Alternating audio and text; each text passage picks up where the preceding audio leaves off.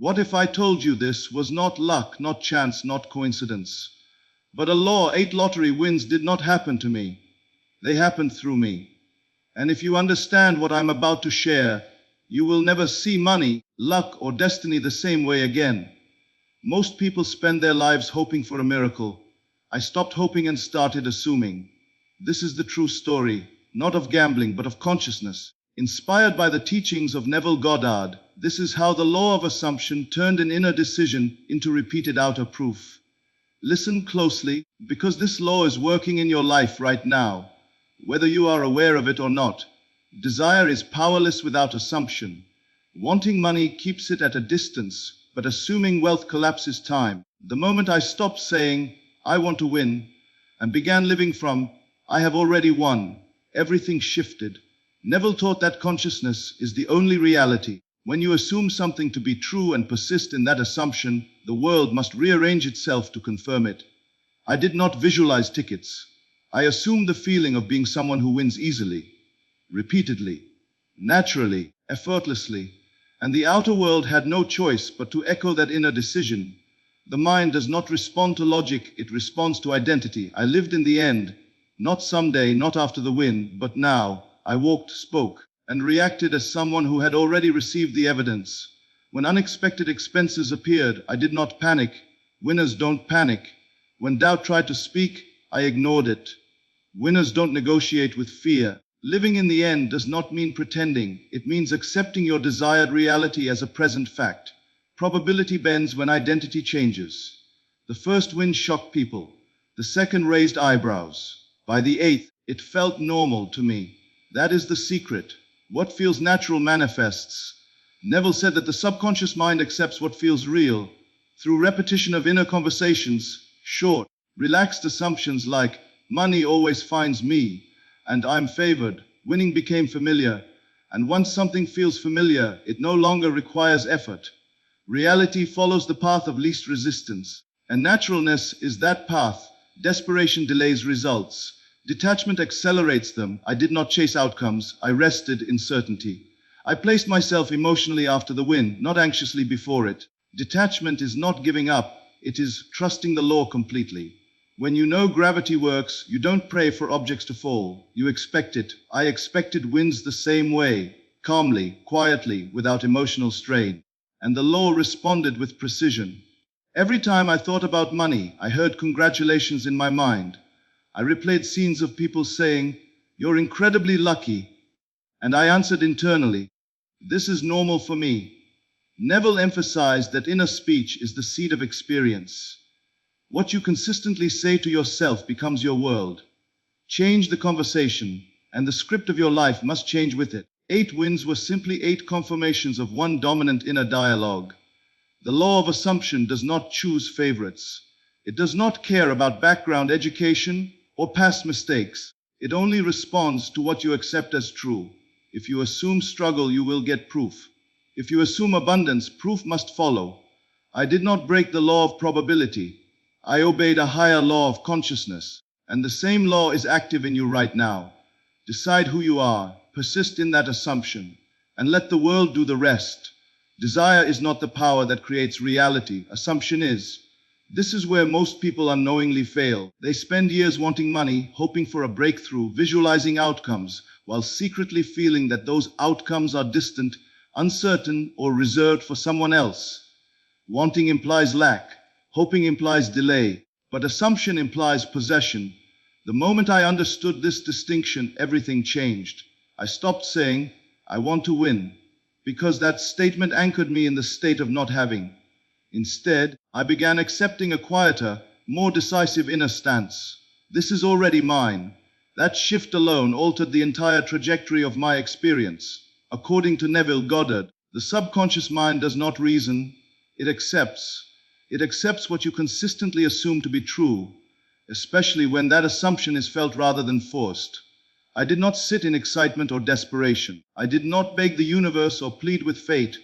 I simply assumed that I was a person for whom winning was natural, not rare, not shocking, natural. That assumption was not shouted, it was lived. It showed up in how I thought about money, how I reacted to bills, and how little emotional charge I placed on the idea of of needing a win. This is where people misunderstand Neville's teaching. They think assumption means repeating affirmations all day or straining to believe something they secretly doubt. That is effort, and effort signals resistance. True assumption feels calm. It feels settled. When you assume something fully, you stop checking for results. You stop asking, is it working? Because the question itself reveals disbelief. I learned to notice my inner reactions. When I imagined a win and felt excitement mixed with fear, I knew I was still desiring. When I imagined a win and felt neutrality, almost boredom, I knew I was assuming. Assumption is identity-based. I was not assuming that I would win a lottery ticket. I was assuming that I was a person who wins.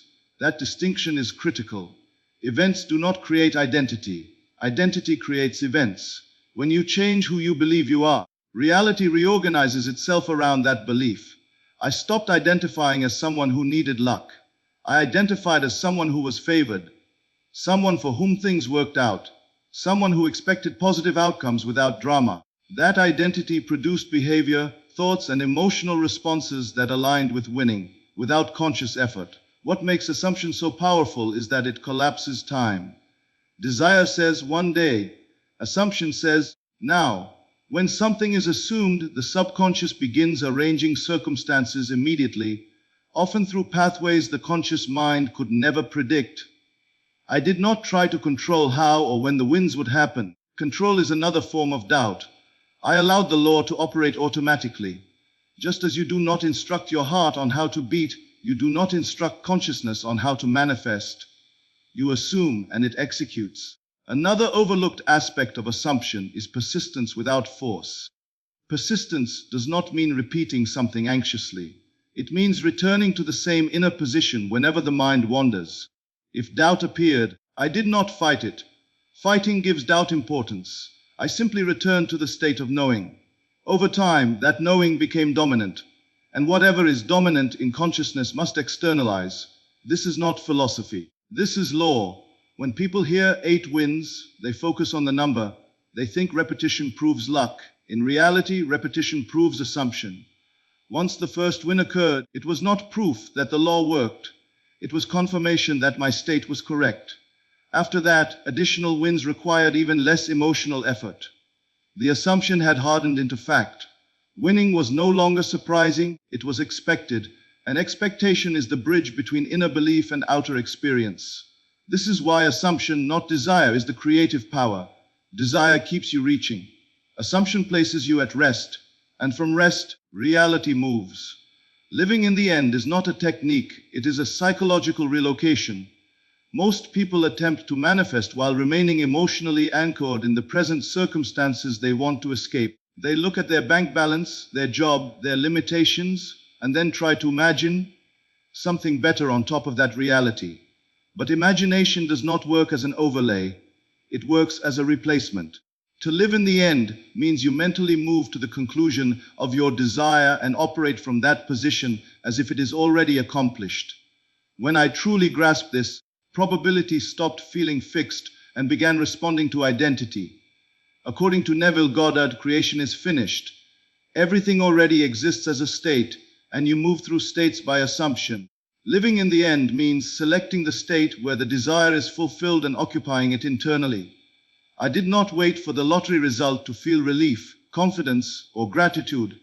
I generated those feelings first, not as emotional excitement, but as a settled sense of off course. That emotional tone is what reprograms the subconscious mind. When the subconscious accepts a new state as real, it expresses it outwardly without consulting logic or statistics. Most people struggle here because they confuse living in the end with pretending. Pretending is exhausting. Living in the end is restful. Pretending requires constant mental effort to override doubt. Living in the end requires acceptance. I stopped reacting emotionally to outcomes that seemed unrelated or even contradictory. Delays did not bother me. Losses did not shake me. Why? Because when you live from the end, intermediate events lose their power. They are seen as temporary rearrangements, not final judgments. The end was already decided internally. Probability, as society understands it, is based on past data.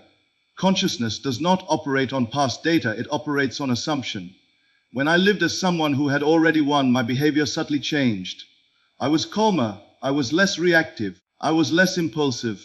I made choices from confidence rather than urgency. Those behavioral shifts are not forced. They emerge naturally from the assumed state, and those behaviors open pathways that the old identity could never access. Living in the end also eliminates emotional volatility. Most people ride emotional highs and lows depending on external feedback.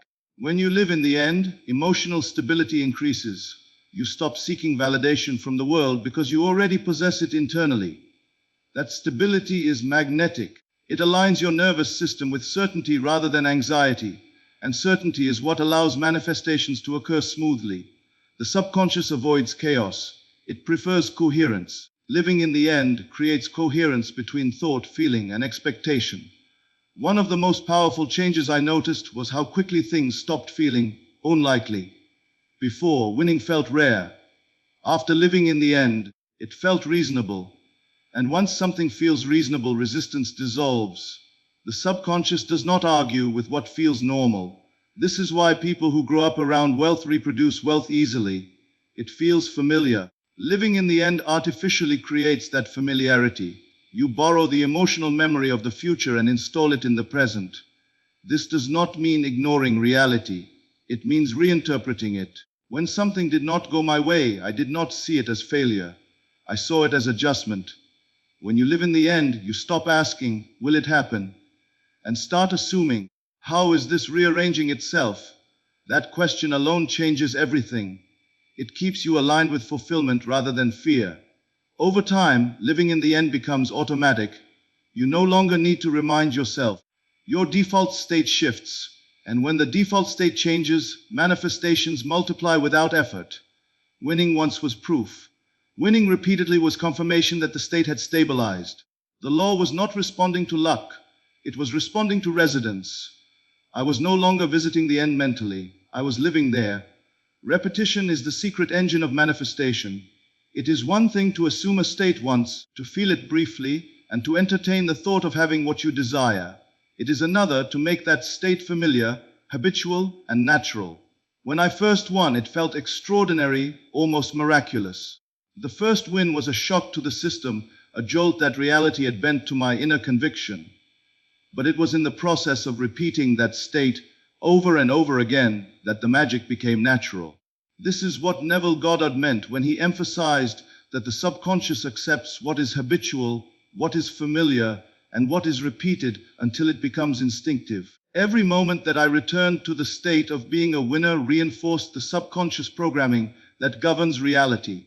I did not visualize outcomes with anxiety or obsessive effort. I quietly, persistently rehearsed inner scenes of being the person who wins. I imagined checking the lottery numbers and feeling a calm, unshakable recognition that I had already succeeded. I replayed these scenes not just once, but again and again until the emotional tone became second nature. The subconscious mind does not judge whether these scenarios are real or possible. It only registers what is consistently presented as fact. Through repetition, the improbable becomes normal, and the normal becomes effortless. Neville taught that naturalness is the key. When something feels natural, the subconscious no longer resists it. I noticed that as I repeated the state of winning, my inner conversations shifted. I began to speak to myself as if abundance was my default condition. Phrases like, money always finds me, or I am favored by life, became a background rhythm in my mind, so familiar that I barely noticed them. This repetition was not about forcing belief, but about cultivating a natural, effortless sense of reality. By continually returning to these inner statements, I rewired the mind to accept abundance as ordinary. Once this internal alignment was complete, outer events naturally conformed. The repetition also built confidence, which is itself a powerful magnet. Most people doubt after a single attempt, and doubt weakens manifestation. By repeating the assumption, I trained myself to respond to doubt differently. When skepticism arose, I did not argue or resist. I quietly returned to the rehearsed inner state. Each repetition solidified my identity as someone who wins, creating an internal gravity that drew circumstances in alignment. The key is not mechanical repetition, but emotional repetition. feeling the state repeatedly until it becomes your natural stance toward life. Another aspect of repetition is emotional habituation. The first win was thrilling, even shocking, but the second and third required a calm, measured approach. By the eighth win, it felt normal. Not because reality had lost its wonder, but because the inner state had matured. Manifestation depends not on extraordinary emotion, but on emotional consistency. If you experience abundance as normal, your subconscious will continue to produce it. Repetition transforms novelty into stability. It allows you to move beyond the initial excitement into a sustained, habitual experience of your desired reality. What many overlook is that repetition is also the bridge between imagination and reality. The subconscious mind does not distinguish between vivid inner scenes and real-world events if those scenes are repeated often enough. Each rehearsal of the winning state laid the groundwork for the physical manifestation of the lottery wins. It was not about luck or timing, it was about consistency. Each repetition was a signal to the subconscious, saying, "This is who you are, this is normal for you." And the subconscious, true to its nature, aligned the outer world accordingly. Ultimately, repetition creates naturalness, and naturalness is the currency of manifestation. The more habitual a state becomes internally, the more effortless its expression externally. I did not need to strategize or chase tickets. My internal state had become so firmly anchored in the assumption of winning that reality had no choice but to reflect it. This principle applies to any desire, any goal, and any manifestation. Repetition is not about obsession or struggle. It is about steady, confident alignment with the state you wish to embody, until that state becomes the lens through which life itself is filtered. Detachment is one of the most misunderstood yet powerful principles in manifestation. Most people assume that the more they try, the more they will achieve, but effort and desperation often create resistance rather than results. I learned through repeated experiences with the lottery that the moment I released urgency and stopped clinging to outcomes, manifestation accelerated. Detachment does not mean giving up or losing desire.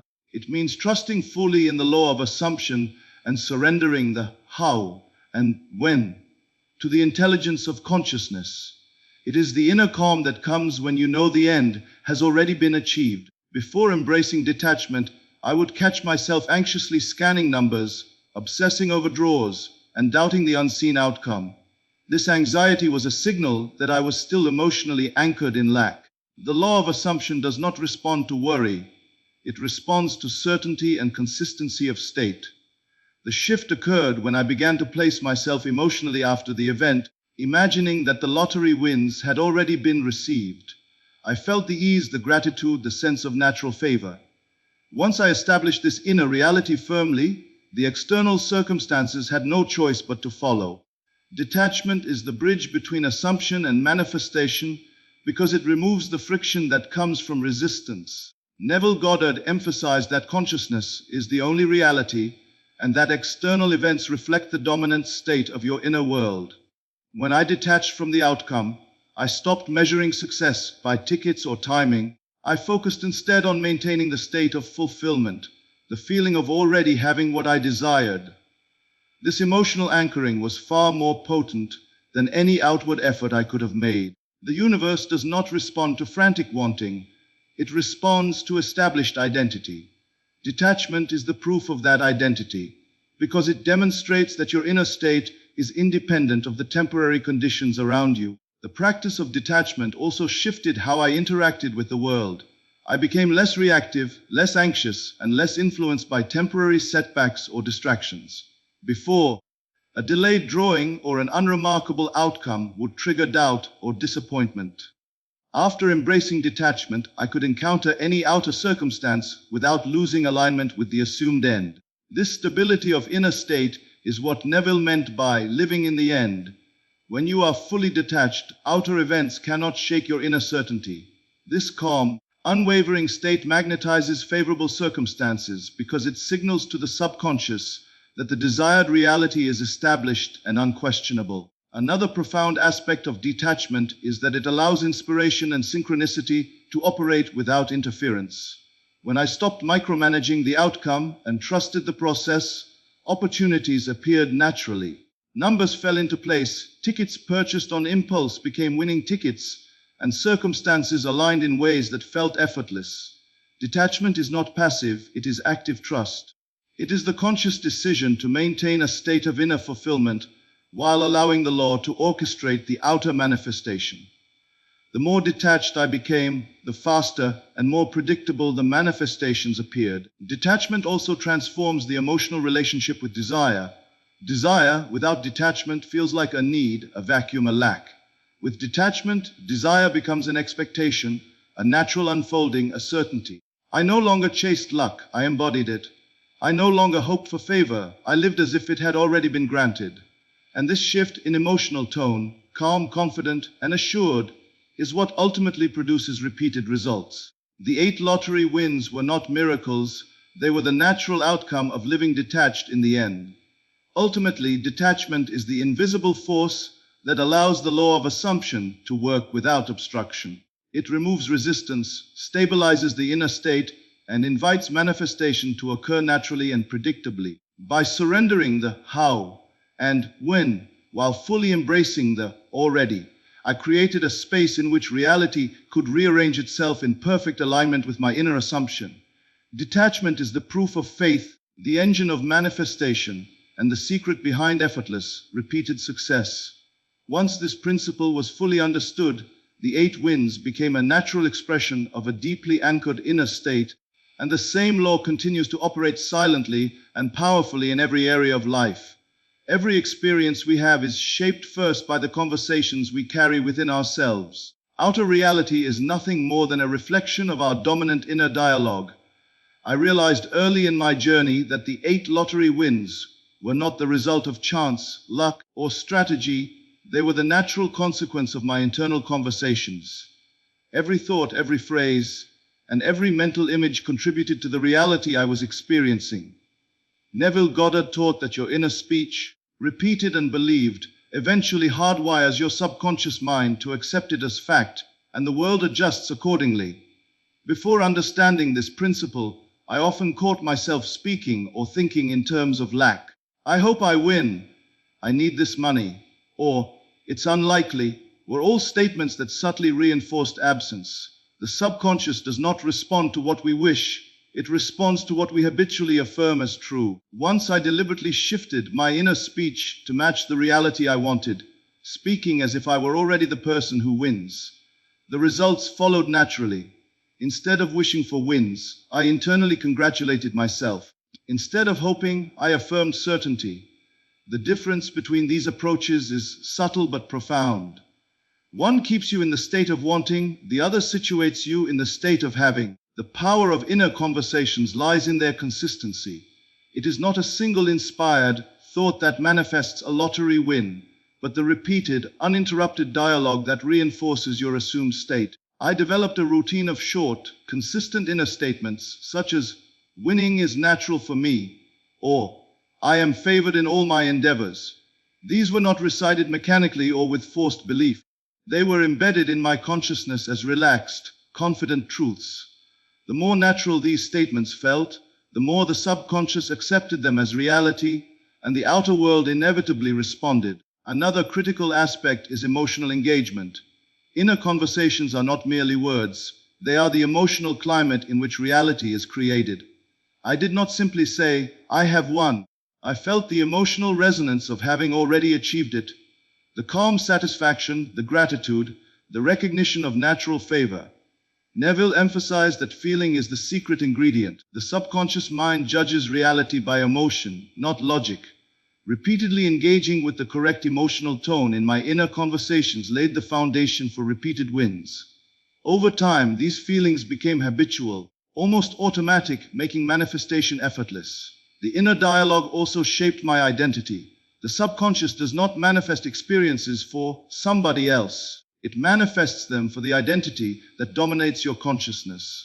By consistently engaging in conversations that affirmed my identity as a winner, I effectively rewired myself to operate from that identity. I was no longer someone hoping to win, I was someone who wins naturally and repeatedly.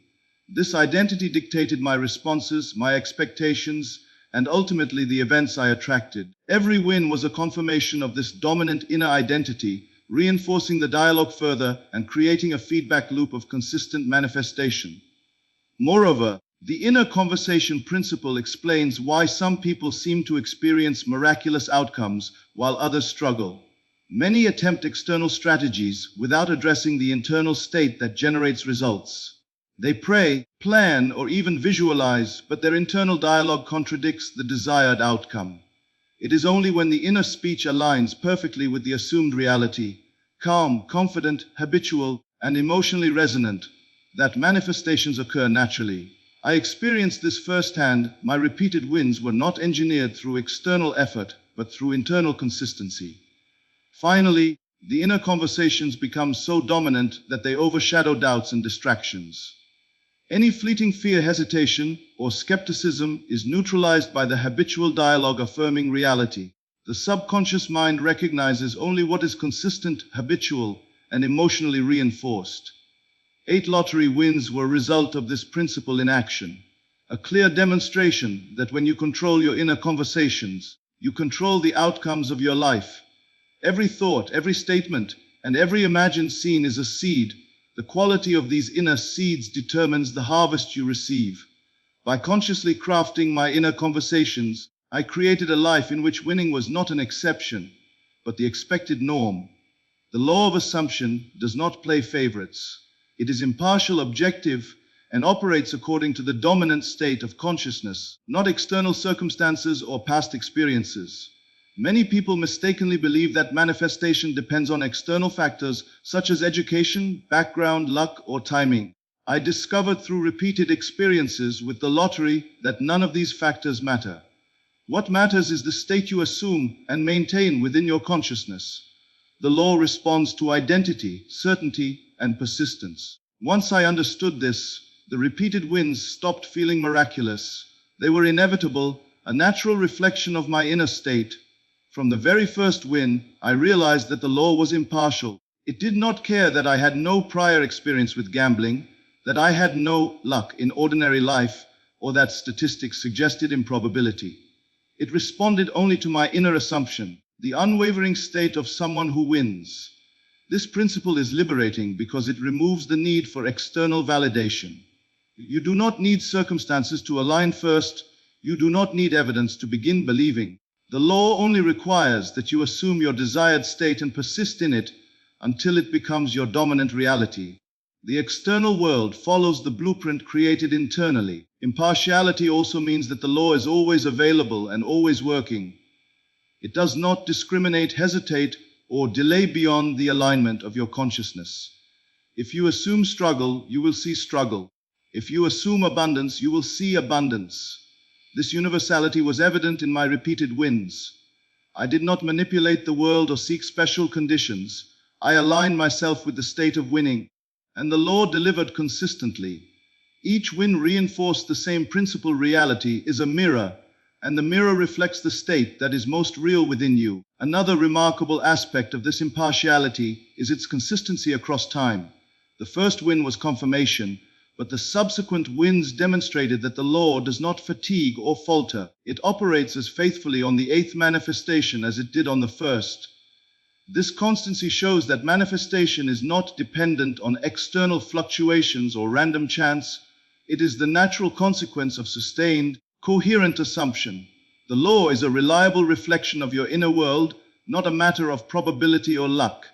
Your inner state determines what is reflected every single time. Understanding that the law is impartial also fosters confidence and courage.